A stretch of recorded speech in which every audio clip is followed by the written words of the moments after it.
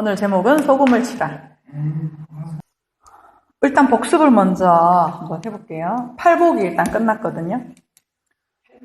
팔복. 그러니까 소위 우리가 이해하고 있는 팔복이라는 거, 거기까지를 우리가 했어요. 복습을 한번 읽어볼게요. 예수께서 율법을 행위로만 하느라 수고하고 무거운 짐을 진 인생들에게 원래 하나님의 율법의 의도를 해석해 주시면서 먼저 복된 자에 대해서 설명하시며 산상수훈을 여십니다. 그러니까 산상수훈을 너희들이 이해한 그 계명을 내가 다시 풀어줄게 하면서 입을 여시는데 팔복부터 하신다는 거죠. 복 있는 자가 어떤 자인지 아느냐, 이거부터 먼저 하신다는 거죠. 그 여정을 보면 먼저 진리에 대한 갈급함을 주심으로 우리로 하여금 가난하게 하시는 거죠. 뭔가 이렇게 좀 내 안에 채우고 싶은 뭔가 있다라고 하는 것부터가 시작이라는 거죠. 그렇게 시작하셔가지고 6월절 어린 양의 죽음, 애통이죠. 애통 통과하게 하고 광야의 훈련, 의에 줄이고 목마르고 온유한 자가 되게 하고 하는 그런 훈련을 거쳐서 의가 되기까지, 그러니까 내가 하나님의 온전과 하나가 되기까지 하나님은 계속 추적하실 거다. 그래서 의로 만들어내고야 말 거다. 이 말씀을 하는데 출애굽기에서 이런 말씀을 하셨습니다. 같이 읽어볼게요. 네가 애굽 사람에게 어떻게 행하였음과 내가 어떻게 독수리 날개로 너희를 업어 내게로 인도하였음을 너희가 보았느니라. 요게 지금 홍해를 건너고 나서 그 시내산에 가서 하나님이 이 백성들한테 말씀하시는 거거든요. 그래서 복된 자의 여정을 추적하시는 하나님은 우리 안에 애굽적 속성을 죽이시고, 그럼 애굽에서 끄집어냈잖아요. 그러니까 홍해라는 것을 건너서, 그러니까 홍해에 애굽의 병거와 그 애굽 사람들이 수장되거든요. 그거는 애굽 사람들을 얘기를 한다기보다는 지금 우리가 성경을 읽고 있는 우리들에게는 애굽적인 속성이 나가 죽는 거다. 이렇게 이제 우리는 성경을 보셔야 내 얘기가 되는 거죠. 그래서 애굽적 속성을 죽이시는데 그 애굽적 속성이 뭐냐는 거지. 그게 뭐냐면 노예근성이, 한마디로 말하면 노예근성이고 내가 섬기려고 하는 열정. 노예근성에서 나오는 거는요, 언제나 내가 섬기려고 해요. 자꾸 눈치 봐가지고 어떻게 하면은 잘할까 이런 거. 그게 노예근성이랑. 거기서 끄집어내는 거죠. 끄집어내는데 광야에 와서 훈련을 뭐라고 얘기하냐면 그분의 날개로 업었다 이런 표현을 써요. 독수리 날개를 업었다. 그러니까 광야는 우리는 너무 힘들어 죽겠는데 하나님 덩어리가 엄청 편하지가 않은 거지. 하나님 업었다라는 표현을 쓰셔서 업어서 하늘적 존재인 의를 주시려고. 그러니까 하늘적 존재인 의는 뭐냐 하면은 어떻게 되냐 하면은 하나님의 섬기심으로 된다. 하나님의 섬기심으로 의가 되는데 그 의가 뭐냐 하면은 내가 자유인으로 사는 거야. 이것으로 이게 만들어 가시는 것을 보여주는 게 광야고 그 광야의 여정을 얘기한 게 팔복의 과정이에요. 그래서 광야에서 그들은 목말랐고 배고팠고 전쟁 가운데 두려웠습니다. 밤의 추위와 낮의 더위로 씨름해야 했습니다. 그러면서 하나님은 훈련을 하셨는데 뭐냐 하면은 위를 봐라. 그 기간 동안 위로 보라는 상징으로 위로부터 만나를 내려주신 거예요. 하늘에서 만나를 내려주신 거죠. 그래서 예수님이 오셔가지고 만나 설명을 위로부터 오는 양식으로 설명을 해주셨고 그 만나의 뜻이 뭐냐면 만나를 7날까지 딱 준 게 아니라 하루하루로 주셨어요. 그날. 이것은 현재를 살아라라고 하는, 현재 그날을 살아라라고 하는 것을 보여주신 건데 현재를 산다는 게 뭐냐 하면은 우리의 머릿속에만 살아있는 과거, 그러니까 과거는 없는데 우리 머릿속에만 살아있는 거죠. 과거 허상에서 벗어나고 미래도 마찬가지, 닥치지도 않는 미래에 대한 두려움과 긴장을 하나님을 신뢰함으로써 없어지는 거예요. 과거나 미래라는 개념이 없어지는 거죠. 내려놓는다는 표현을 썼지만 없어지는 훈련을 그렇게 하는 거죠. 왜냐하면 현재는 아무 문제가 없잖아요. 현재라고 하는 거에는 아무 문제가 없잖아요. 그렇게 볼 수 있도록 하나님께서 훈련을 하시고 결국 과거와 미래라는 시간 속에서 허상을 붙들고 있던 그 1세대라는 나의 옛사람을 죽이시고 2세대라는 내 생각 밖의 시간의 나라, 영원의 시각으로 약속의 땅이 되어 들어가는 그림이 오늘 팔복의 최종 단계인 의가 되는 그림입니다. 출애굽기 그림하고 같은 거예요, 이게. 출애굽기에서 보면 애굽에서 나온 광야 1세대가 죽잖아요. 못 들어가고 38년 헤매다가 죽고 2세대가 들어가거든요. 우리가 객체적인 개념으로 보면 1세대들 너무 불쌍하다. 1세대들은 그냥 죽고 2세대 애들만 들어갔네. 이렇게 보지만 우리가 지금 성경을 보고 있는 우리 입장에서는 내 얘기라는 거지. 성경 전체가 다 내 얘기. 그러니까 1세대가 죽었다는 얘기는 애굽을 자꾸 그리워하는 내 속성이 죽었다는 얘기. 내가 자꾸 1세대들이 했던 특징이 뭐냐면은 자꾸만 애굽을 그리워하는 거야. 또 돌아가자 그러고 자꾸 과거를 그리워하고 노예 근성에서 벗어나지 못하는 거 있잖아요. 그거를 하나님께서 죽이신다는 얘기예요. 그걸 죽이시고 2세대, 새로운 세대, 애굽을 알지 못하는 세대. 그러니까 내 안에 애굽을 알지 못하는 진리. 그러니까 애굽의 속성이 없어지고 진리라고 하는 그 속성으로 내가 진리가 되어 들어가는 땅을 약속의 땅이라고. 그러니까 물리적으로 얘기해 주는 거지. 구약에서는 그림으로 설명을 해 주는 거지만 그 가나안 땅을 진짜 약속의 땅이라고 얘기하지는 않아요. 왜냐하면 그 가나안 땅도 함의 자손이거든요, 사실은. 그러니까 애굽도 함의 자손이고 함의 자손에서 출발해가지고 함의 자손으로 가거든요. 이렇게 말하면 함의 자손에서 나와서 셈의 자손으로 땅으로 간다. 이러면은 뭔가 물리적인 땅이라고 할 수 있겠지만 하나님 말씀하시는 거는 물리적인 땅을 얘기하는 게 아니라 신약에서 성취할 보이지 않는 내 안의 땅을 얘기하려고 상징으로 얘기를 한 거죠. 그래서 애굽에서 출애굽해가지고 광야에서 훈련이 뭐냐 하면은 노예 근성인 우리 속성, 그걸 광야 훈련을 거쳐가지고 죽이시고 그 약속의 땅으로 들어가는데 그게 바로 내 옛 근성 1세대 죽고 2세대로 들어간다라고 하는 거죠. 그러니까 들어갔을 때는 자유인이라는 얘기죠. 그래서 광야에서는 하나님이 만나를 자꾸 내려주셨다면 가나안에 들어가면은 하나님이 은혜로 주셨던 그 양식이 끊어진다는 표현이 있거든요. 만나가 그쳤다 이런 표현이 있어요. 왜냐하면은 내 안에 이제 내가 양식이 있으니까. 내가 양식이 있으니까 이런 표현인 거죠. 지금 현재 광야 가운데서 염려와 두려움과 허기짐의 고통과 실망과 상처라는 일상의 자잘한 사건이나 상황을 통해서 하나님은 뭘 하시냐? 너 노예 아니야. 우리 안에 네가 생각했던 시간 속에 매여 있는 옛사람이 그런 훈련을 자꾸 주시는 거지. 네 정체성은 위에서부터 주어지는 거야. 그 노예 근성은 아래 거 아니냐, 아래 거. 근데 위에서부터 주어지는 거 아니냐. 그렇게 해가지고 위의 것이 되게 만들어서 약속의 땅에 들어가게 되는 거. 요게 광야 훈련이다. 이 성경이 우리 이야기잖아요. 그러니까 성경을 보면서 우리가 크게 관점을 좀 가져야 되는 게 시간 개념이 없어져야 되는 거죠.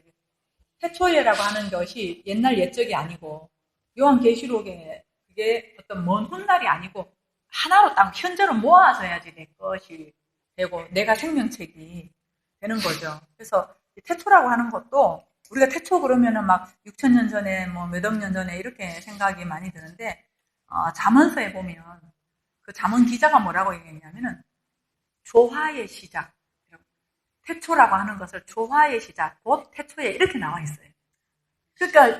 그러니까 내 안에서 조화가 이루어지는 그 시점이 나의 시작, 창조 시점이에요. 창조 시점. 그래서 사실은 태초라고 하는 게 없잖아요. 영원부터 계시는 분이고 계속 있어 왔던 거고 우리에게도 이제 그 영원이 이제 현재가 되어야 되는 거죠. 넘어가 봅시다. 지금 현재 광야 가운데서 우리가 이제 여러 가지 상황을 만나잖아요. 상황을 만나는데 우리를 가장 힘들게 하는 게 뭐냐면 시간 개념이에요.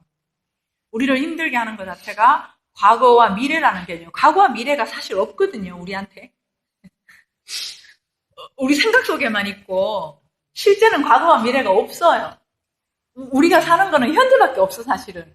내일도 현재인 거고 어제도 현재였던 거고 그런 건데 우리 머릿속에서 과거가 있고 미래가 있는 거죠. 그러니까 하나님도 현재밖에 없으시는 거고. 그러니까 우리가 하나님 만나려면 현재가, 내 마음이 현재가 돼야지 하나님 만나는 거죠. 근데 우리는 미래적인 개념으로 가지고 하나님 만날 거라고 생각하는 오류를 우리가 범하고 있는 거죠. 그러니까 현재가 돼, 지금 현재.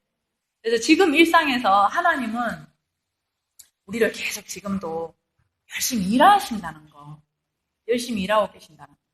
그거가 애굽의 광야에서 보여주는 거고, 열심히 빚어가신다. 그래서 예수님이 오셔가지고 하신 말씀이 내 아버지께서 이제까지 일하시니 나도 일한다. 그런 말씀하신 거죠. 그분은 지금 이제 우리 쉼터에서, 치과에서, 또 뭐 상담에서 뭐 이렇게 근무를 하고 사람들 만나고 그렇게 했잖아요. 그래서 어떻게 보면은 내가 좀 좋았던 일들도 있을 수 있고 안 좋았던 일들도 있을 수 있지만 그 모든 것들은 하나님이 일하시고 있는 거다라고 하는 눈을 우리가 가져야지 판단이 없어지는 거죠. 이거는 안 좋아하는 일이었어. 일어나지 말았어야 할 일이었어. 이런 개념이 아니라 하나님의 손길이라고 보면 다 유익한 거예요. 다 유익한 거예요. 그렇게 되도록 우리를 지금 하나님께서는 훈련해 나가신다라고 하는 거죠. 그래서 오늘 본문 들어가 볼게요. 본문 한번 읽어볼게요. 시작. 너희는 세상이 소위 만일 그만 들으면 무엇으로 살아야 하리요.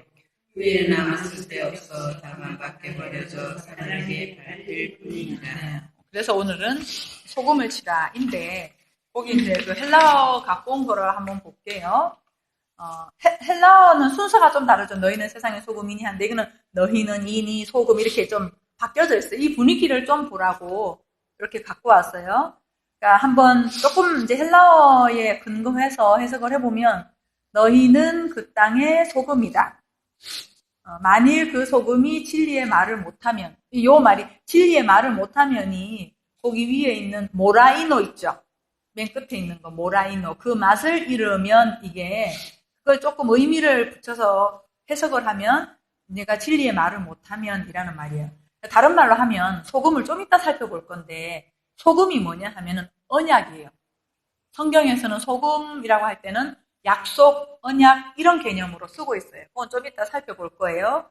그래서 그 소금, 내가 약속을 가졌는데 그 약속의 말을 못하면 이런 말이죠. 그래서 모라이노가 밑에 좀 해석이 되어 있죠. 몸이 건조하게 되다, 뭐 바보가 되다 이런 건데 이 모라이노가 어디서 왔냐면 3474에서 왔어요. 그 3474가 모로스거든요. 그 모로스가 무슨 말이냐면 둔한, 뭐 어리석은 이렇게 되어 있죠. 그리고 이것도 또 3466, 그러니까 언어가 굉장히 많이 변화돼 왔는데 지금 원래 의도가 뭔지를 찾아가는 거예요. 그래서 3466에 가보면 미스테리온이다. 이게 뭐냐? 비밀이다. 이건데 긍정으로도 쓰여요. 긍정으로 쓰이는데 지금 여기서는 이제 부정적인 걸로 쓰인 거죠. 비밀이라는 말이 뭐냐면은 말을 못한다는 거예요. 감추어져 있는 거니까 말을 못한다라고 하는 거죠. 그래서 아까 위에 읽은 거 있죠. 가로 1번 돼 있는 거. 너희는 그 땅의 소금이다. 그러니까 우리 개혁에는 세상의 소금이니 이렇게 돼 있는데 여기 있잖아요. 너희는 그 땅의 소금이다. 그 위에 보면 너희는 이니 할 때 에임이 있죠. 에임이. 맨 위에 헬라어 보면 에임이 있잖아요. 이게 영어 비동사 존재 개념이에요. 존재 개념이기 때문에 너희는 소금이다 이런 개념이죠. 소금이다. 근데 소금이 말 못하고 있으면 이제 여기 방가로 밑으로 2번 무엇으로 소금을 칠 거냐. 여기 엔티사 할리죠. 무엇으로 짜게 할 거냐. 이 말이 무엇으로 그럼 언약으로 역사를 해야 되는데 분명히 언약으로 역사를 할 거냐라고 하는 거죠. 지금은 문장 정리만 할게요. 그 다음에 밑에 내려가서 후에는 하나도 할 수 있는 게 없다. 여기 있죠. 그 이스키오라는 그 단어 있죠. 우데이스는 그냥 절대 안 된다 이런 뜻이에요. 우데이스가 절대 안 된다는 뜻이고 이스키오가 뭐냐 하면은 할 수 있다 이런 말이에요. 그러니까 능력을 얘기를 하는 게 쓸 때 이렇게 돼 있는데 할 수 있다 이런 뜻이거든요. 그러니까 우데이스가 있으니까 어떻게 할 수 있는 것을 못 한다는 거죠. 그러니까 할 수 없다 이런 이제 뜻인 거죠. 그리고 뒤에는 버리워 밖에 버리워 이거는 그냥 말 그대로 보면 되고 후에는 하나도 할 수 있는 게 없다. 그러니까 다른 말로 하면 성전, 오늘날 우리는 성전이 성경이에요. 성경 가지고 진리를 드러내지 못하면 아무것도 할 수 있는 게 없다. 만약에 그 진리를 말하지 못하면 그곳이 어디라는 거예요? 밖이다. 성경은 안과 밖의 개념이 굉장히 중요하죠. 그것이 밖이다. 우리 밖도 이따가 살펴볼 거예요. 이스키오는 아까 제가 말씀드린 대로 넘겨보세요. 제가 페이지 수도 오늘 못 적었네. 이스키오가 힘을 갖다, 능력을 갖다인데 아까 쓸 때, 뭐 이렇게 돼 있었죠. 소금에 대해서 쓸 때 이렇게 돼 있었는데 소금의 힘을, 언약을 역사하는 힘을 가질 수가 없었다 이런 말이죠. 그 다음에 그리고 그 사람들 아래에 짓밟혀져 버리느니라. 카인은 그리고 이런 거고 요거는 뭐 그냥 같이 보시면 돼요. 그래서 지금부터는 이제 소금의 용례가 뭔지 그걸 한번 살펴볼게요. 이 말을 이제 다른 말로 하면 아까 우리가 살펴본 그 마태복음 5장 13절이 너희는 소금이다. 근데 만약에 소금은 언약인데 그 언약을 줄 수 있는 그 말을 할 수 없으면 무엇으로 언약이 분명히 역사해야 된다 할 수 있겠냐 말이죠. 만약에 그렇게 못하면 쓸모 없어져가지고 바뀌어버려 밟고 짓밟고 바깥으로 가게 된다. 바깥의 존재가 된다. 이제 이런 얘기를 하는 거예요. 이제 하나하나 이제 한번 살펴볼게요. 소금이 뭐냐, 소금. 소금은 레위기 2장 13절에 이런 말씀이 있어요. 같이 읽어볼게요. 시작. 네 모든 소재물에 소금을 주라. 내 하나님의 언약의 소금을 네 소재에 빼지 못할지니 네 모든 예물에 소금을 드릴지니라. 그러니까 이게 지금 소재물 이런 거는 제사 개념이잖아요. 제물을 드리는데 거기 꼭 언약에 소금을 치라는 거예요. 그러니까 하나님은 만물 가지고 얘기를 다 하시는 거예요.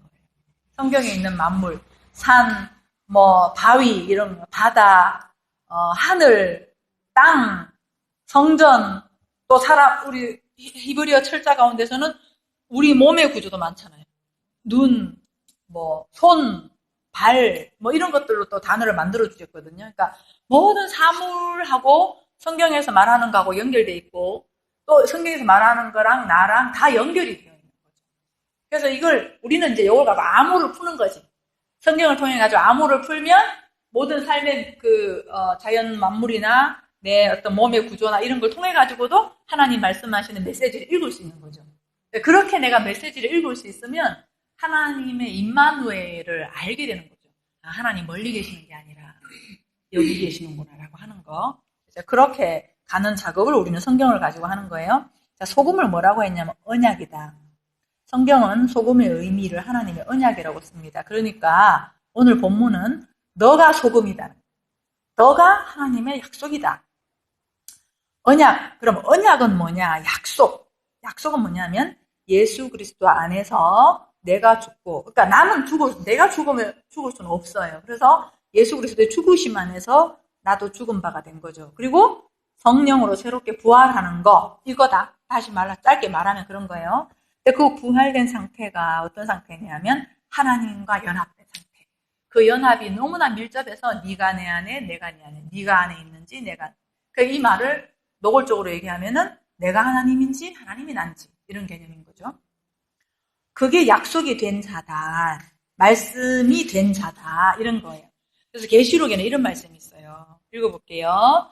천사가 내게 말하기를 기록하라. 어린 양의 혼인잔치에 성함을 받는 자들은 복이 있도다 하고 또 내게 말하되 이들은 하나님의 참되신 말씀이라 하기로 이렇게 돼 있어요. 그러니까 어린 양의 혼인잔치에 성함을 받았다는 얘기는 결혼식인데 하나됨을 얘기하죠. 하나됨을 얘기하는데 그 성함을 받은 그 신부들은 뭐라고 얘기했냐면은 말씀이다 이렇게 얘기하는 거예요. 내가 말씀이 되는 거죠. 그게 언약이 되는 거다 이렇게 말하는 거죠. 이렇게 우리가 말씀과 연합하여 내 말이 죽고 그리스도의 말로 하나가 되는 것. 그래서 내가 성전이 되는 것. 내가 영생이 되는 것. 그래서 내가 나의 진짜 정체성을 갖는 것. 가짜 정체성 때문에 힘든 거죠. 그것을 처음부터 하나님은요. 그럼 그렇게 되는 거를 하나님은 우리랑 상의한 게 아니에요. 그렇게 될 수 있는 그 약속을 스스로 하셨고 계획도 혼자서 계획하시고 실행도 하나님이 혼자 실행하시고 완성도 하나님이 하신다는 거예요. 근데 이제 우리 인간들이 하나님 하지 말라는 게 뭐냐 하면은 좀 가만히 있어 니네들 이러는데 우리 사람은 뭐냐면은 우리도 해야죠 뭔가 자꾸 그러는 거야 우리가. 근데 우리가 사실 어려운 거는 가만히 있는 게 힘든 거예요. 뭔가 할 때 거들어야 될 것 같고 막. 그래서 가만히 있는 게 진짜 힘든 것 같아요. 결국 하나님이 모든 것을 하신다는 말씀이고 우리는 그분의 섬기심을 받아. 그분의 섬기심은 뭐냐면은 내가 했는 게 뭔지 가르쳐 줄게 이거거든요. 그 말씀 하러 오신 거거든요, 예수님이. 그래서 그분이 행하신 일이 무엇인지를 알아서 그 말씀의 섬김을 받아서 아, 그게 그 뜻이었구나. 하나님이 한다는 거였구나를 알아서 내 안에 하나님의 그 약속이 그거였구나 하고 내 안에 성취가 되면 결국 그분의 말씀으로 내가 하나가 되는 거죠. 내가 가지고 있던 말이 아니었네. 내가 가지고 있었던 내가 하려고 했던 것들이 정답이 아니었네. 내가 하려고 했던 것들은 아무리 해도 안 되는 거였네. 그래서 그분이 하신다는 거였구나. 아, 그게 그 뜻이었구나. 라고 내가 깨닫고 이해를 하면 내 안에는 더 이상 내가 가지고 주장하고 있는 말이 서는 것이 아니라 그분의 말씀을 내가 받아들이잖아요. 그럼 그 말씀이 내 안에 서게 되는 거죠. 그리고 내가 이제는 내가 이제부터 사는 것은 내가 사는 것이 아니라 그리스도로 산다. 이렇게 고백한 바울의 고백이 그렇게 되는 거죠. 그렇게 되도록. 그래서 이것이 그분의 계획이시고 뜻이 하늘에서 이룬 것처럼 땅에서도 이루어진다는 얘기가 나한테 이루어진다는 얘기예요. 나에게도 이루어지는 거. 그래서 희생 제물을 드릴 때 구약에서 희생 제물 드리잖아요. 그때 뭘 치라? 언약의 소금. 2장 19절부터 이것은 내가 하는 거다. 내가 약속한 거. 그거 실행하는 거. 일단 읽을게요. 일단. 그래서 그 제사가 하나님의 약속한 사람들이 제사를 깨달아야 돼요. 우리 주님께서 보시는 바와 같이 이 성읍의 위치는 좋으나 물이 나쁨으로 토산이 익지 못하고 떨어지나이다. 엘리사가 이르되 새 그릇에 소금을 담아 내게로 가져오라 하매 곧 가져온지라. 엘리사가 물 근원으로 나아가서 소금을 그 가운데에 던지며 이르되 여호와의 말씀이 내가 이 물을 고쳤으니 이로부터 다시는 죽음이나 열매 맺지 못함이 없을지니라 하셨느니라 하니 그 물이 엘리사가 한 말과 같이 고쳐져서 오늘에 이르렀더라. 여기 소금이 나오죠. 지금 그림을 보면 뭐냐면은 성읍이라고 하는 거는 참 좋아. 그냥 괜찮아요. 괜찮은데 거기 있는 뭐가 나쁘대요? 물이 나쁘대. 물이 나쁜데 그 물을 뭘로 고쳐요? 소금을 던져가지고 그 나쁜 물을 고쳐서 열매가 열리지 않은 그 곳을 고치는 거예요. 그런 장면이거든요. 그런 장면인데 한번 이제 설명을 보세요. 여기 나오는 성읍 그러면 성전을 말하는 거예요. 이 성읍을 히브리어로 찾아보면 이르거든요. 이르라는 뜻으로 깨어 지키는 곳, 파수하는 곳. 그러니까 예루살렘 성전을 말하는데 이제 여기서 우리가 잠깐만 살펴볼 것은 뭐냐면요. 성경에서는 하늘과 하나님을 설명하기 위해서 보이는 하나님으로 주신 게 성전이에요. 보이는 하나님, 우리한테는 그 하나님을 설명할 수 있는 방법이 없어요. 그래서 보이는 성전으로 하나님을 설명해내고 있는 거죠. 성전하고 율법하고는 같아요. 율법은 뭐냐면 문자로 기록한 거고 그 당시 사람들은 문자를 쓰고 있지 않았거든요. 일반 사람들이. 거의 신에게 바쳐질 때만 기록하는 문자였어요. 그렇기 때문에 아무리 두 돌 위에 새겨줘도 소용이 없죠. 그 문자를 그림으로 보여준 게 성전이다. 그런 거죠. 성전과 율법은 그래서 같은 거예요. 의미가. 율법은 문자로 나타내신 하나님이라면 성전은 그림으로 나타내신 하나님이십니다. 근데 여기서 성전 개념, 우주 개념, 나라는 연결을 봐야 된다는 거지. 이걸 우리가 좀 봐야지 나랑 이어지는 거죠. 성경에서 말씀하는 성전의 의미를 알면 우주를 알게 되고 그 우주적 원리는 우리 안에 소우주로 있는 거예요. 그러니까 여기 성전을 두고 말을 하는 것은 곧 나를 두고 한 말이기도 하다는 말씀이에요. 이 말을 제가 그 열왕기하에 이어서 하는 말이에요. 여기 성읍은 괜찮다 이 말 했죠. 성읍 자체는 괜찮은데 말이 나쁘다 이렇게 얘기했잖아요. 그럼 우리 자신도 우리 자체가 그 나쁜 거 아니에요. 근데 뭐가 나쁘냐면은 내 안에 가지고 있는 구조가 나쁘다는 거예요. 내가 가지고 있는 말, 내가 가지고 있는 그 말이 왜 나쁘냐면은 내 기준으로 생각하니까 그게 나쁘다는 거예요. 그게 나쁘다는 말도 있잖아요. 하나님이 그건 나빠서 너 싫어 이런 개념이 아니에요. 그러니까 하나님은 나쁜 것을 하나님 나쁘다고 하지 않으세요. 악을 하나님은 나쁘다고 하지 않는 거라는 거지. 이 말은 좀 내가 괜히 했나 싶네. 말하고 나니까 수습을 어떻게 할까 싶어서. 그러니까 우리가 생각할 때 그러면 엄청 막 악한 거 막 이렇게 생각하잖아.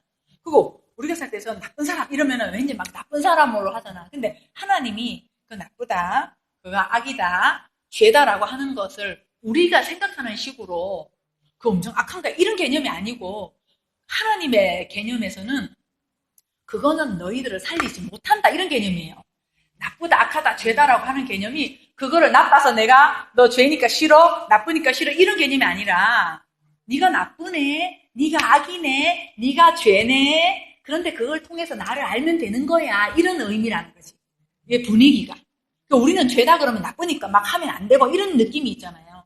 근데 하나님은 그런 개념이 아니고 죄다, 나쁘다, 악이다라고 하는 것을 하나님은 그냥 그대로 봐주신다는 거예요. 그냥 그대로, 그냥 하나님은 그냥 그렇다는 거예요. 나중에 이제 가다 보면 또 나오긴 하는데 그래서 여기 지금 나라고 하는 존재 자체는 그냥 괜찮은데 내가 가지고 있는 구조 자체가 율법이잖아요. 그래서 내가 가지고 있는 말이 나쁘다. 지금 성전이라고 성읍이라고 한 터가 있는데 성읍에서 주고받고 있는 그 말이 나쁘다라고 하는 거예요.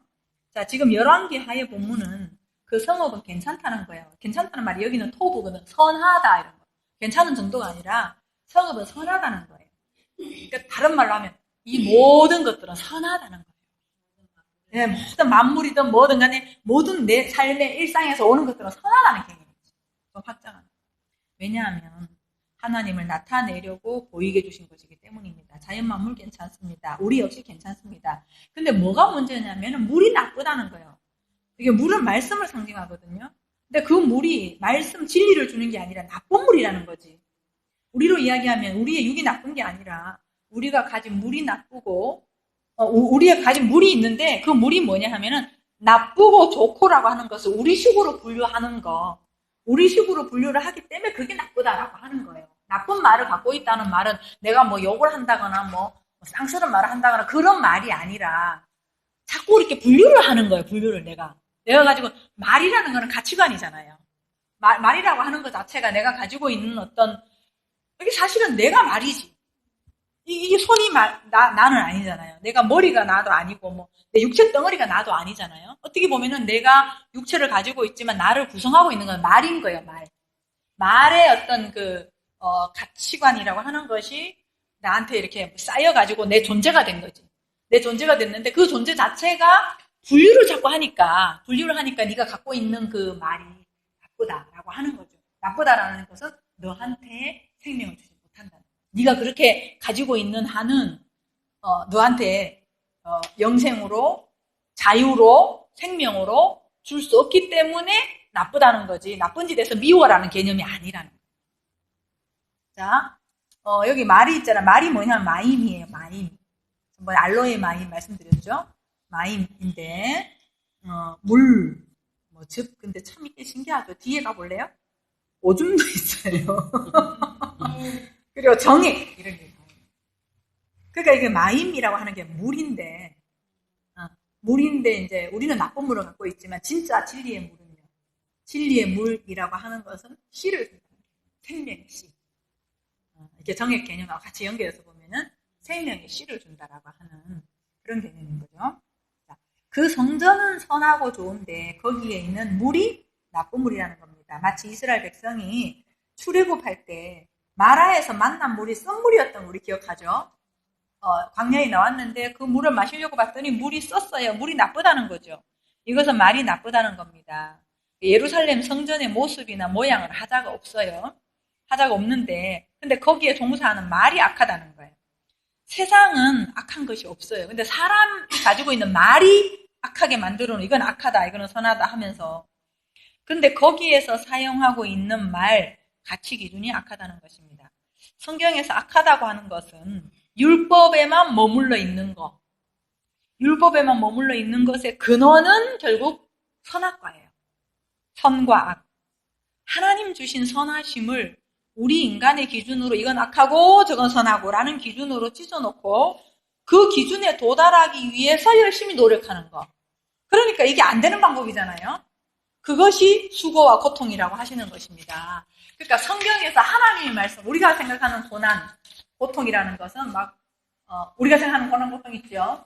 아프거나 억울한 일을 당하거나 이런 거잖아요. 근데 하나님이 우리한테 말씀하는 수고와 고난이나 고통이라고 하는 거는 뭐냐면은 되지도 않는 방법 가지고 열심히 하는 걸 그러는 거예요. 그 되지도 않은 방법이 뭐예요? 되지도 않은 방법이 사랑하라 했으니까 사랑하려고 열심히 하고 미워하지 말라고 했으니까 안 미워하려고 하는 거 있잖아요.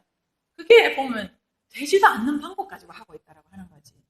그러니까 하나님은 그럼 되는 방법은 뭐냐면은 내가 선하려고 애쓰고 악하지 않으려고 애쓰는 방법에 대해서 죽는 거예요. 내가 선하다, 악하다, 선하려고 하고 악하지 않으려고 노력하고 있는 내 존재 자아가 죽고 하나님의 의로 살아나는 걸 얘기해요. 그럼 이게 다른 말로 하면 이런 거예요. 좀 더 다르게 얘기를 하면은 내가 생각하는 방법에서 죽는 거예요. 내가 선하다라고 하는 거랑 내가 악하다라고 하는 것이 아니구나 라고 하는 거에 대해서 죽는 걸 얘기를 하는 거예요. 그래서 내 관점이 완전히 바뀌는 거죠. 다르게 보면 관점이에요.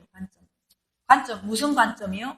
내가 저거는 선하고 저거는 악하다고 했는데 선하고 악한 게 없는 거네. 이게 내가 생각했던 죄라고 생각했는데 하나님이 말씀하시는 거는 그게 죄라고 아니라는 거네. 라고 하면서 내 관점이 일어나야 되는 거죠. 그러니까 이제 훈련하면서 우리가 가는 게 뭐냐면은 내 머릿속에서 결론적으로 보면 내 머릿속에서 죄가 없어져야 되는 거죠. 그러니까 우리가 어떤 상황이나 사람을 만나면 저건 죄다 이런 거 생각하잖아요. 그런데 내 속에서 그 죄 관점이 없어지는 거예요. 거기로 이제 가는 거예요. 왜냐하면요. 내가 만약에 유죄다, 무죄다라고 하는 의식을 갖고 있으면 이런 거 있잖아요.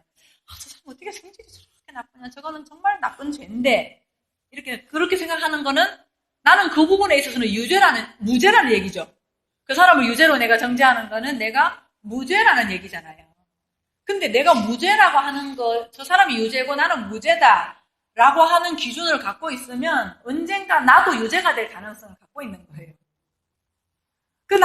나도 어떤 면에서는 또 죄를 짓게 되는 거죠. 그 죄를 지어서, 나 유죄다. 그래, 나는 정말 죄를 지었어. 이런 마음 갖고 있으면 언젠가는 또 나는 어디로 갈 수 있다는 거예요. 난 또 무죄다. 이렇게 갈 수 있다는 거예요. 이거는 끝이 없어. 무죄의식으로 갔다가, 유죄의식으로 갔다가. 그렇게 가면서 사는 것이 우리 인생이라는 거죠. 그럼 예수님은 어떤 의식이냐? 예수님은 죄의 몸을 입고 오셨지만은 죄가 없으시다. 이렇게 할 때 우리가 어떤 생각을 하냐면, 예수님은 우리 육신의 몸을 입고 왔지만 우리처럼 죄를 안 지으셨어. 이 개념이 아니에요. 그런 개념이 아니라 예수님이 죄가 없으시다는 얘기는 예수님은 죄를 죄로 보지 않는다는 얘기예요. 우리가 생각하고 있는 관점으로 죄를 보지 않는다는 얘기예요. 그래서 그걸 이제 단어로 표현하면 뭐냐면은 유죄의식, 무죄의식이 아니라 죄무의식이다. 이렇게 얘기를 합니다. 그러니까 죄에 대한 관점 자체가 없어져 버려요. 그러니까 이제 이거는 이제 우리가 좀 이렇게 돼봐야지 아는 거잖아요. 근데 이제 제가 이미 결론은 그런 거라는 것을 말씀을 드렸지만 점점 이제 우리가 그렇게 갈 거란 말이죠. 수고와 고통에 대해서 제가 설명을 드리다가 하나님이 말씀하시는 수고와 고통은 되지 않을 방법 가지고 계속 하고 있는 거야. 그래서 예수님 오셔가지고 방법을 가르쳐 줬는데 자기네 방법에 열심히 하고 있었던 사람은 예수님 방법이 안 들려. 예수님 방법에 귀도 안 기울여. 제사장이나 서기관 이런 사람들은 자기들 나름대로 열심히 하고 있는 사람들이었잖아요. 그러니까 예수님에 대해서 배척하는 거죠. 이렇게 하는 한 하나님과 연합은 멀어지고 내 안에 하나로 성취도 안 된다. 그래서 그러한 말이 뭐다 나쁘다라고 하는 거예요.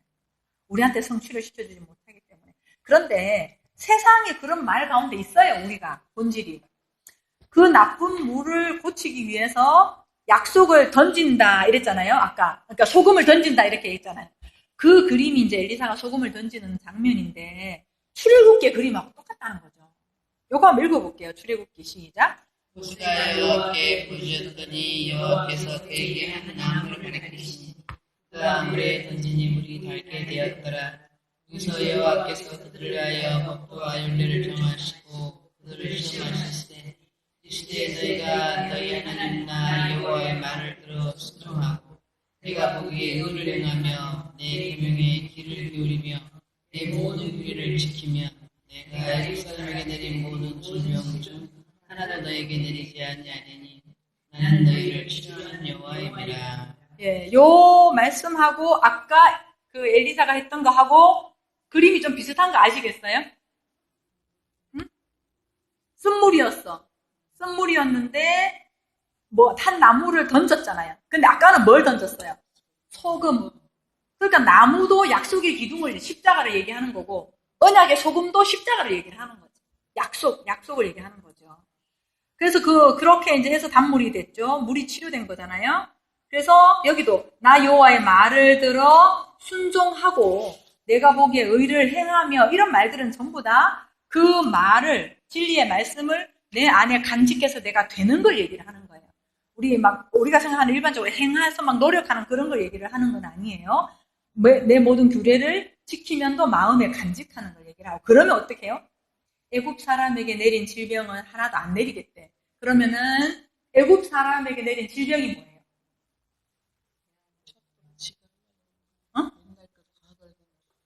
과거를 생각하는 거고, 과거가 뭐였어요? 생각하는 게? 만났다는 것은 니네 인생이 쓴물이야. 이걸 보여준 거예요. 니네 인생이 쓴물인데, 거기에 약속이 던져지면 단물로 바뀔 거야. 그래서 그 약속의 말씀이 오면 내 말이 바뀌어져서 내가 노예 근성이라는 질병에서 해방된다, 고침을 받는다는 거. 그 고침 받는 문장이 요거예요. 그 밑에 있는 거 있죠. 그들이 엘림에 이르니 거기에 물샘 12이라 그러죠. 종려나무 70그루. 12라는 숫자는 아들됨의 숫자이고 79루라고 하는 것은 열방, 이제 온 족속이 구원받는 그런 개념이거든요. 성경에 나오는 숫자는 다 의미가 있어요. 거기서 그들이 그 물 곁에 장막을 쳤다 그러는 거예요. 그러니까 쓴물 이거 우리한테 보여주는 그림이에요. 쓴물인 인생이 약속의 나무를 만나서 약속의 그 언약을 만나가지고 단물로 바뀌었어. 그러니까 어떻게 되는 거야? 우리가 물샘이 되는 거야. 배에서 생수가 흐르는 그런 존재가 된다. 이런 개념이거든요. 그래서 여기 엘림을 보면 엘림이라는 뜻이 종려나무들 이렇게 돼 있는데 352번에 복수형이라 그랬죠. 352번에 가봤더니 아일이에요. 아일인데 아일의 뜻이 뭐냐면은 힘센 상수리나무, 강한 나무, 이런 나무 이렇게 수양 이런 거 나오는데 수양 뿔 이런 것처럼 힘이 있는 이제 그런 걸 얘기를 하는 거예요. 그러니까 다른 말로 하면은 이게 뭐냐면은 아일이라고 하는 거에 엘림에 뭐가 붙었어요? 글자 좀 다른 거 보시겠어요? 보이나요? 네모가 붙었죠? 여기 뭐라 그랬어요? 마임이라 그랬어요. 마임. 말씀이라는 거거든요. 그치? 힘이 있는 데다가 말씀이 붙은 거야. 그러니까 진리의 말씀인 거예요. 힘이 있는 말씀. 그게 엘림인 거예요. 요게 사실 우리 인생 여정을 아예 아주 짧게 요 그림으로 이렇게 말해 주는 거죠. 이렇게 쓴물에서 율법 구조로 되지도 않을 방법으로 살아가고 있는 인생들에게 약속이 던져지면 단물로 바뀌게 되고 물샘들이 되고 시냇가에 심은 나무들이 된다. 여기서 중요한 것은요. 그 물샘이 어디 있어요? 그렇죠. 이거 우리는 자꾸 어떤 다른 좋은 곳에 있을 거라고 생각하는데 일상에 있다. 내 일상에. 내 일상 속에 물샘이 숨어 있다. 나는 자꾸 이것이 힘든 거, 나는 이런 상황이 안 왔으면 좋겠다라고 생각하지만 그 상황 가운데 뭐가 숨겨져 있다? 물샘이 숨겨져 있다. 그래서 광야 한 중앙에 물샘이 있는 거예요. 사실 광야에는 물이 없잖아요. 광야 오아시스라고 얘기하지만 물이 없잖아요. 근데 성경에는 뭐라고 해서 광야에서 그 말씀했지만 광야에서 물이 나면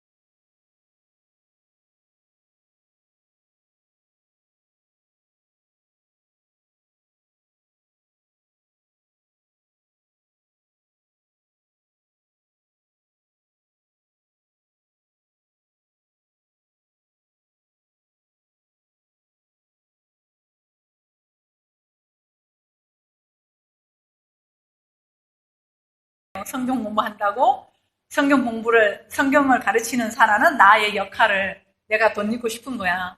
야, 가만히 보니까 내가 진리를 공부한다고 하면서 오히려 진리를 내가 이용하고 있었다는 그게 막 오더라 하면서. 그러니까 그 유혹은 지금도 있는 거죠. 지금도 계속 있는 거죠. 너는 뭔가 좀 새로운 걸 잘 많이 알고 있는 자네, 이런 거 있잖아. 그걸로 나를 돋보이고 싶어 하는 그런 거. 그게 있더라고. 그래서 그거를 보면서 언제나 내 안에서 빛나는 거는 보배고 나는 질그릇. 나는 질그릇이고 보배인 예수 그리스도라고 하는 거를, 물론 그나 나나 똑같지만 그거를 이제 많이 제가 느끼게 하는 것이 고난이더라고요. 느끼게 하는 것이 고난이고 갈등이고 이제 삶에서 일어나는 힘듦이더라. 그때마다 나 자신을 또 돌아보게 되고, 이 진리만 귀한 거지 나는 진짜 별로 아무것도 아닌 건데, 이런 것들이 자꾸 이제. 근데 오히려 그렇게 알 때가 더 자유스러워져요. 나 아무것도 아니니까 괜찮잖아. 어차피 아무것도 아니니까 누가 뭐라 해도 괜찮잖아. 오히려 반대로 더 자유로워지는 거지. 근데 뭐 된 것처럼 하려고 그러면 이제 막 무슨 소리 들으면 못 견디고 막. 그지? 예레미야 말씀, 구약에, 응? 아니구나. 광야 한 곳에 있다는 말씀 제가 드리면서 제 얘기를 좀 했는데, 어디론가 가야 하고 어떠한 사람이 되어야 하는 것이 아니라 내가 고민하고 실망하고 못난 모습이 보여지는 그곳에 물샘이 있다. 그곳에 물샘이 있는데 우리는 실망하고 못난 모습이 있으면 그거 느끼면 안 되고 막 그런 모습 없애려고 그러잖아요. 근데 그걸 경험하고 있으면, 머물러 있으면. 그래서 예레미야서에도 이렇게 약속을 했습니다. 같이 읽어볼게요. 시작. 여호와의 말씀이니라. 보라, 날이 이르리니 내가 이스라엘 집과 유다 집에 새 언약을 맺으리라. 이 언약은 내가 그들의 조상들의 손을 잡고 애굽 땅에서 인도하여 내던 날에 맺은 것과 같이 아니할 것은, 내가 그들의 남편이 되었어도 그들이 내 언약을 깨뜨렸습니다. 여호와의 말씀이니라. 뒤에 또 있어요. 그러나 그날 후에 내가 이스라엘 집과 맺을 언약이라 하니, 곧 내가 나의 법을 그들의 속에 두며 그들의 마음에 기록하여 나는 그들의 하나님이 되고 그들은 내 백성이 될 것이라. 여호와의 말씀이라. 그들이 다시는 각기 이웃과 형제를 가리켜 이르기를 너는 여호와를 알라 하지 아니하리니, 이는 작은 자로부터 큰 자까지 다 나를 알기 때문이라. 내가 그들의 악행을 사하고 다시는 그 죄를 기억하지 아니하리라. 여호와의 말씀이니라. 그러니까 우리의 성취되는 게 뭐냐 하면, 결국 맺을 언약이 뭐냐 하면은 내 속에 둔다는 거지. 내가 신비가 되겠다. 내가 생명책이 되게 해주시겠다라고 하는 것이 예레미야서의 약속으로 주신 말씀이고, 그때가 되면, 약속이 내 안에 성취가 되면 하나님을 내가 안다고 하는 거예요. 하나님을. 내 인식으로 그려놓은 하나님이 아니고 내 인식이 사라진 그 자리에 없음으로 존재하시는 하나님, 그 하나님을 내가 안다는 말이죠. 그럴 때 우리 안에서는 죄가 사라지게 되는 거예요. 내 안에 죄가 없다. 하나님도 기억하지 아니하리라 그랬잖아요. 그런 것처럼 내 안에서도 죄가 기억이 안 된다라고 하는 거죠. 그리고 계시록에서는 또 이렇게 말합니다. 해볼게요. 또 그가 수정같이 맑은 생명수의 강을 내게 보이니 하나님과 및 어린 양의 보좌로부터 나와서 길 가운데로 흐르더라. 강 좌우에 생명나무가 있어 12가지 열매를 냈대. 달마다 그 열매를 맺고 그 나무 잎사귀들은 만국을 치료하기 위하여 있더라. 그러니까 수정같이 맑은 생명수의 강을 보이는데, 어린 양의 보좌로부터 강이 흐른다는 거예요. 보좌가 그럼 어디 있어요? 여기 있잖아, 우리. 여기가 보좌잖아요. 내가 하나님 나라니까, 성전이니까. 여기로부터 뭐가 흘러난대요? 강이 흘러난대. 그 강이 흘러나는 게 뭐겠어? 말이겠지, 말. 말이 흘러나는데 열매가 막 계속 맺는 거야. 열매가 계속 맺고 그 나무 잎사귀들은 만국을 치료하기 위한 치료제가 된다는 거죠. 그 우리가 그런 존재라는 거예요. 그런 생명을 살리는 존재라는 거죠. 자, 지금까지 살펴본 소금 언약은 성경 구석구석에서 이렇게 말씀을, 이건 찾으려면 무지 많아요. 전 처음에 하다 보니까 엄청 많아져가지고 막 잡아 뺐어요. 그래서 대표적인 것만 갖고 왔는데, 이렇게 소금이 된 자는 또한 하나님 말씀을 진리로 말할 수 있는 능력을 가지게 되죠. 이 말이 만국을 치료하는 데 쓰이는 것이죠. 그런데 만약에 그 소금으로 주어진 것이 맛을 잃게 되면 방법이 없어진다는 거예요. 지금 우리는 소금 하다가 이제는 소금이 맛을 잃으면 하는 구절로 좀 넘어왔어요. 위에서 살펴본 것처럼 맛을 잃는다의 헬라어 모라이노는 어리석음을 드러낸다는 말이고, 소금이 가진 맛이 짠맛이잖아요. 근데 그 맛에 근거해서 그러니까 그 맛, 소금이 짜면은 짠맛을 낼 거죠. 싱거우면 싱거운 맛을 낼 거죠. 그러니까 그 존재가 그러하면 그 존재됨으로 나타낼 거죠. 그 말인 거예요. 그 맛에 근거해서 말할 거예요. 내가 진리의 맛을 가지면 진리의 맛을 낼 거고, 내가 율법의 맛을 가지면 율법의 맛을 낼 거예요. 내가 율법의 맛을 가졌는데 여러분 진리의 맛을 내세요 하면 안 된다는 거지. 그러니까 성경에서도 우리가 존재가 안 됐는데 하나님처럼 사세요 이러면 어떻게 되냐고. 내가 하나님이 돼야 되는 거지. 그러니까 우리는 내가 되는 만큼 사는 거죠. 그러니까 성경에서는 내가 될 수 있는 방법을 주셨다는 거죠.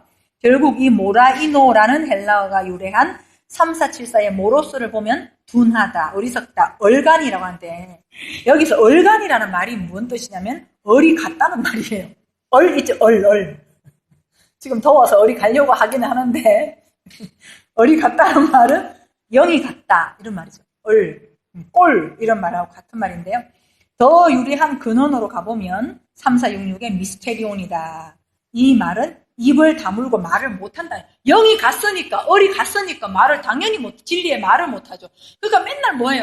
율법적으로 그냥 하나님 앞에 기도하세요. 하나님처럼 사세요. 여러분 돌아가셔가지고 이제는 사랑하면서 열심히 사세요. 맨날 이것만 해주는 거야. 그게 뭐다? 얼간이. 표현하려니까 얼간이가 너무 많아가지고.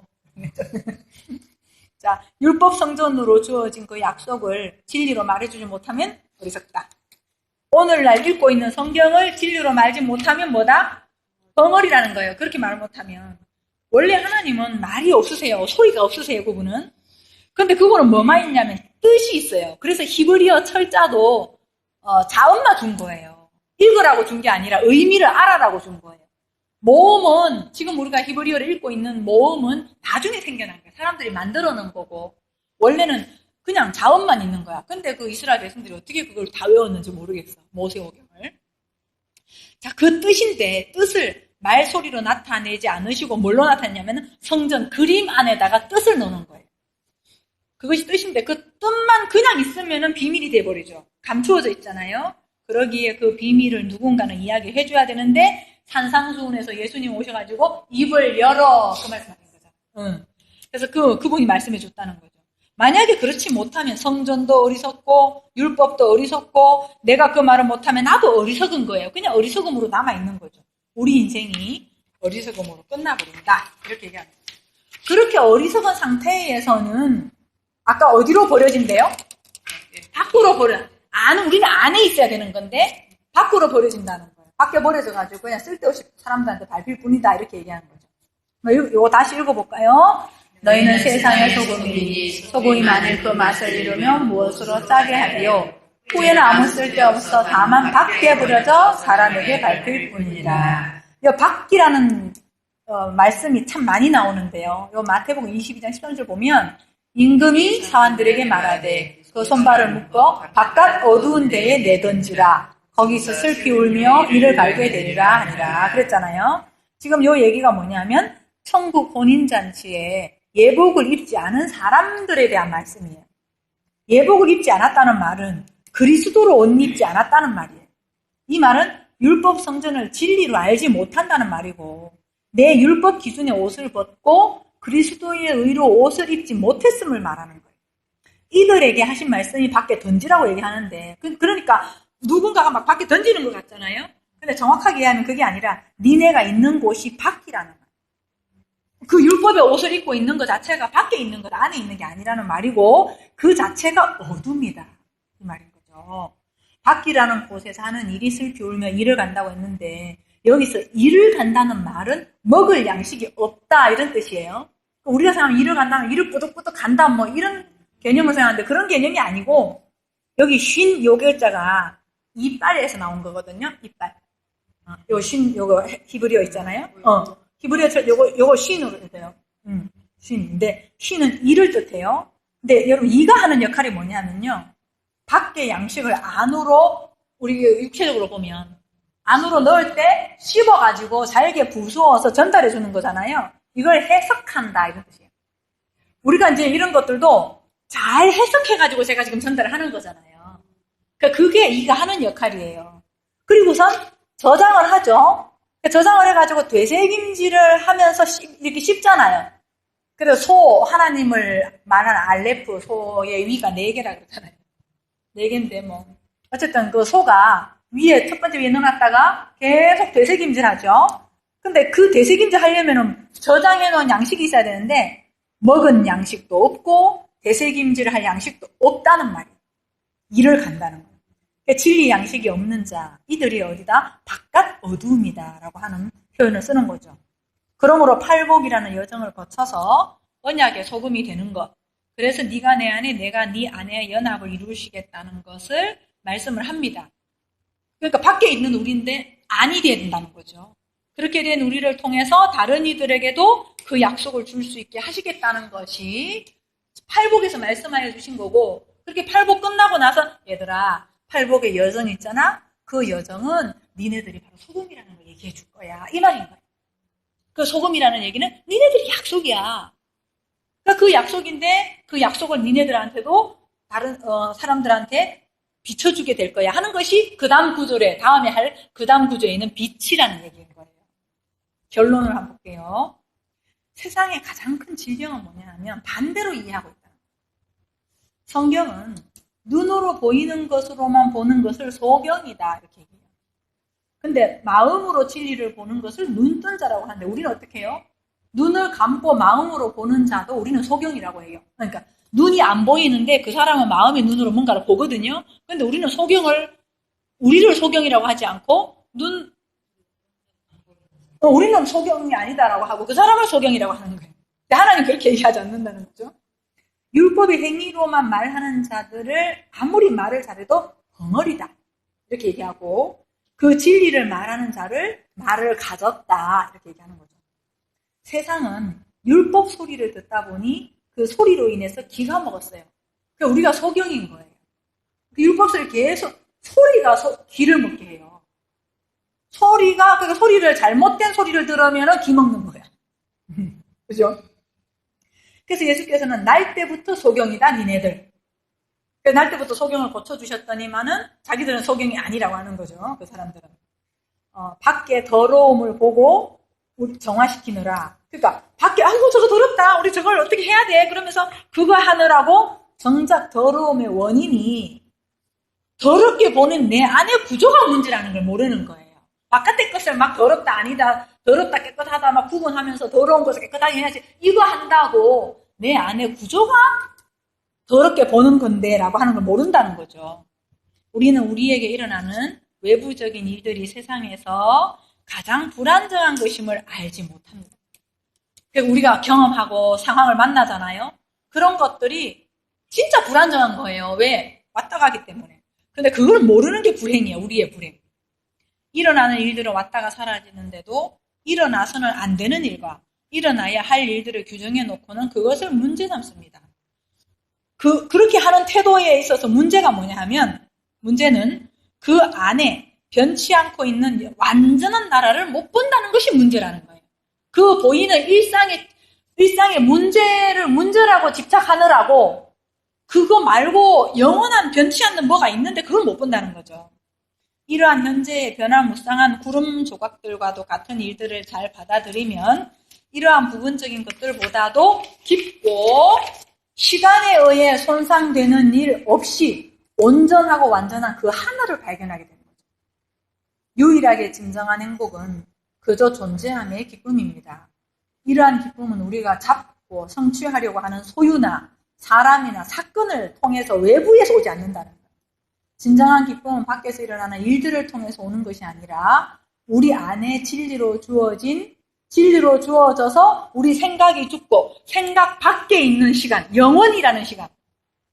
그것을 하나님의 의식이라고 하는데 우리의 의식이 아니 하나님의 의식, 그 의식으로부터 발산되는 거다. 그게 평안이고 기쁨이고 라는 거죠. 그것이 우리에게, 그거 준다는 거 그것이 우리에게 주신 약속이고 언약의 소금이고 우리의 본래 정체성이라고 하는 거예요.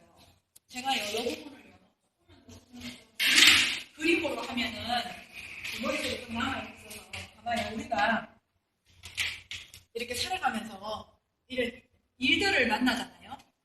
사고를 당했거나 아니면은 뭐 배신을 당했거나 아니면 뭐 또 성공한 것도 있겠죠. 긍정적인 것도 있고 인정을 받았거나 이런 일들이 있잖아요. 이런 일들을 아까 이제 인류가 가지고 있는 불행이 뭐냐면 요게 실체라고 생각한다는 거지. 요게 실체. 근데 이거는 실체가 아닌 거고 조금만 생각을 해봐도 왜냐하면 얘는 사라지거든. 얘는 사라지고 사고도 사라지고 이것도 사라지고 이것도 다 사라지는 거예요. 사라지는데 이제 우리는 자꾸 이거 막 그럼 배신 당하면 안 되는데 내가 당했어. 이러면 여기다 집착하고 여기 실제처럼 느껴지니까 사고를 당하면 내가 안 되긴 한 건강하게 살아야 되는데 하면서 요거가 진짜인 것처럼 살아가고 있다 보니까 눈이 멀어버린 거야, 우리가. 어디에 눈이 버려졌냐 하면은 이걸 못 보는 거예요. 여기, 여백. 다른 말로 하면 이걸 구름이라고 한번 생각해 보세요. 구름이라고 생각한다면은 하늘을 못 보는 거예요. 얘네들은 언제나 왔다 가는 거예요. 과거에도 있을 거, 미래도 있을 거란 말이지. 있을 건데, 지나가는 건데, 이걸 붙잡고 있느라고 눈이 요걸 하늘을 못 보는 거야. 언제나 있어 왔던 그 하늘. 그러니까 내 안에서 막 왔다 갔다 생각과 감정들이 왔다 갔다 하는데 그 이면에 있는 변치 않는 그 존재라고 하는 그거를 못 본다는 거지. 그래서 성경에서는 이걸 뭐라고 하냐? 꿈이다. 환상이다. 근데 우리는 거꾸로 된 거예요. 환상을 진짜라고 생각하고 실체를 꿈이라고 생각합니다. 그래서 이렇게 되면 이게 바로 하늘적 존재와 내가 하나가 돼서 진짜 여기 평안이 일어나는 거죠. 평안, 기쁨. 우리가 생각하는 평안은 인정받으면 감사하고 기쁘고 성공하면 감사하고 기쁘고 사고 당하면 안 감사하고 불행하고 이거는 진짜 기쁨은 아닌 거죠. 그래서 예수님 말씀하신 것이 내가 주는 것은 세상이 주는 것과 같지 않다. 그것은 이런 일이 있든 저런 일이 있든 이런 일이 있든 어떤 일이 있든지 간에 변치 않는 그 평안이라고 하는 것을 내가 주러 왔다라고 하는 거죠. 이런 사람을 뭐라고 해야냐면 세상이 감당치 못하는 믿음을 가진다. 세상이 감당할 수가 없는 거예요. 근데 맨날 여기 휘둘리는 사람들은 내 세상이 늘 왔다 갔다 하는 거죠. 하나님이 주시려고 하는 구원이다, 영생이다라고 하는 걸 잊으시고. 만약에 이제 이거를 우리가 풍성하게 알게 되면 내가 사고를 당하든지 배신을 당하든지 뭘 하든지 그런지 간에 그게 슬프고 아프겠지만 이제 이걸로 인해서 평안을 할 수 있다는 거죠. 그러면은 이제 또 조금 더 들어가면은 그럼 어떻게 이걸 내가 알게 되나? 뭐 진리를 알면서 우리가 알게 되겠죠. 그건 알게 되는데 그냥 우리 뭐 이렇게 그냥 생각, 감정, 상담 뭐 이런 쪽에서 이렇게 보면은 내가 사고를 당했을 때 오는 우울이나 슬픔이나 뭐 불안이나 이런 거 있잖아요. 느껴지는 감정들 있죠. 이런 모든 감정들에 대해서 느껴지는 그 마음 속으로 내가 들어가면 내가 지키려고 했던 이미지에 대해서 죽음이 일어나요. 그래서 여기에서 여기 하늘로 가는 길목이 뭐냐 하면은 죽음이거든요. 죽음. 예수님이 십자가에서 죽으시고 일로 부활한 거거든요. 부활한 거거든요. 그럼 이 죽음이 일어나는 것이 이런 것들인데 내가 배신을 당하면 안 돼. 이건 느낌 막 수치스럽고 창피하고 이런 거에 대해서 내가 부인하는 것이 아니라 내가 지금 당한 수치심, 배신감 그것 때문에 너무 아프고 힘들고 하는 그 마음을 내가 고스란히 느껴주면 거기서 뭐가 일어나냐면은 아주 찌질한 느낌 있잖아요. 그러면서 내가 만들려고 했던 나의 이미지라고 하는 뭐 고상함일 수도 있고 그렇겠죠. 그런 거에 대해서 죽음이 일어나는 거죠. 그 죽음이 일어나는 그 자리가 하늘로 가는 자리예요. 상담이 우리 심리학으로 이렇게 보면 이제 그런 거죠. 근데 우리가 사람들이 뭐 하냐면 안 죽으려고 그러잖아요. 나는 이러면 느끼고 싶지도 않고 느껴서는 안 될 것 같고. 근데 이제 그렇게 내가 딱 느끼면 그냥 그대로 내가 다른 말로 하면 수용해서 받아들이면 하늘이 되면은 이제 이 모두가 다 하나이구나라고 하는 걸 알게 되고 다른 사람들을 보면서 다 아프구나 나처럼 다 아프고 저 사람은 강한 것처럼 보이고 뭐 문제가 없는 것처럼 보여도 똑같이 다 아픈 상태에 있는 거구나라고 하면서 그렇게 하는 공통으로 가지면서 겉으로 보이는 그 모습을 보는 것이 아니라 나와 하나 된 나를 보는 거죠. 사랑은 이때 일어나는 거지. 나와 하나 된 나를 보는 거죠. 그래서 예수님이 십자가에서 돌아가실 때요. 예수님이 십자가에 돌아가실 때 나의 하나님 나의 하나님 어찌 나를 부르셨나이까 그랬죠. 그리고 나는 벌레와 같이 조롱을 받나이다. 나의 옷을 제비보는 이런 얘기 했잖아요. 그거 누가 한 말이게요? 예수님이 하신 말씀 아니에요. 물론 예수님도 하셨지만 구약에 가져왔어요. 다윗이 한 말이에요. 다윗이 힘들고 어려울 때 했던 말 있죠? 그 고백 있죠? 그거를 예수님도 똑같이 고백을 하시는 거예요. 그 말은 무슨 말이냐면 우리가 지금 당하는 그 고난 있잖아요. 지금 현재 내가 당하는 어떤 마음의 감정이나 어려움 이런 거 있잖아요. 그 모든 것들이 그 모든 아픔들이 누구랑 연결되어 있다? 우리는 지금 어떻게 생각하냐면 예수님이 고통을 체휼하시고 뭐 어쩌고 저쩌고 뭐 이런 얘기 하잖아요. 그런 얘기 할 때 예수님 그래도 나하고 다르니까 나하고 다른 분이니까 그분의 고통이라고 하는 것은 왠지 거룩한 고통 같아.